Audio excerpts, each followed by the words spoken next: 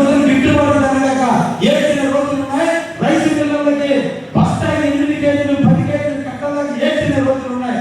అందులో చరిత్రలో రెండో పంటకి నీళ్లు ఇస్తామంటే అయ్యో బాబు మాకు నీళ్లు వద్దని చెప్పి కాపాడే ప్రకటించినటువంటి విషయం రాక్షస ప్రభుత్వం.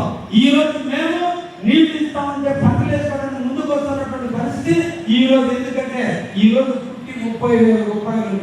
ఈ రోజు మీరు పంట పండిస్తే కొనడానికి ప్రభుత్వం సిద్ధంగా ఉంది, కొనడానికి రైతులు సిద్ధంగా ఉన్నారు. ప్రభుత్వం యొక్క ముందు చూపు రైతాంగానికి ఆనందాన్ని కలిగించే విధంగా ఉంది.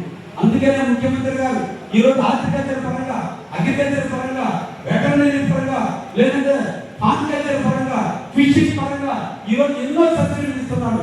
ఇటీవల కాలంలో ఆత్మారామం ఉద్యోగాలు ఉందని ముఖ్యమంత్రిగా చంద్రబాబు ప్రమాణ స్వీకారం చేశారు. ఎక్కడ లేని విధంగా రైతాంగం కూడా ఫాన్ కల్చర్ చేస్తే ఈ రోజు ఫాన్ కల్చర్ లో రైతాంగం రేట్లు పెరిగిపోవడం బాధపడుతుంటే నిన్న రోజున ప్రతి యూనిట్ 1.5 రూపాయలకి కరెంట్ ఇచ్చేటట్టుగా మన వైజాగ్లో ప్రకటించిన విషయం కూడా మీకు అందరికీ కూడా తెలుసు.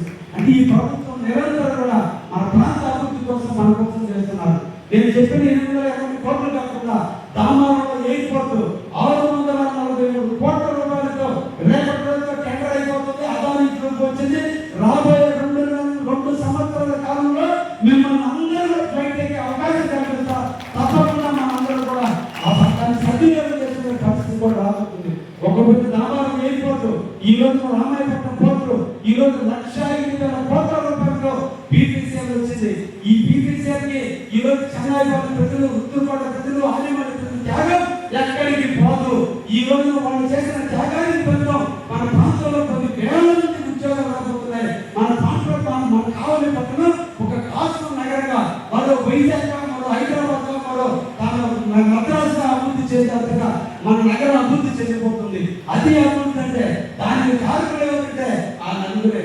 అందుకే ఈ ప్రభుత్వం 2 సంవత్సరాల కాలంలో మీరు నమ్మకంతో వాళ్ళని చేసిన ఓటుకి బదులుగా ఈ కాలం ఎంత అభివృద్ధి జరుగుతుందో, ఎంత సంక్షేమం జరుగుతుందో, ఈ 2 సంవత్సరాల కాలంలో ఇంత అభివృద్ధి జరిగితే, ఇంత సంక్షేమం అంటే భవిష్యత్తులో ఎంత జరుగుతుందో మీరు అందరూ కూడా ఆలోచించాలి.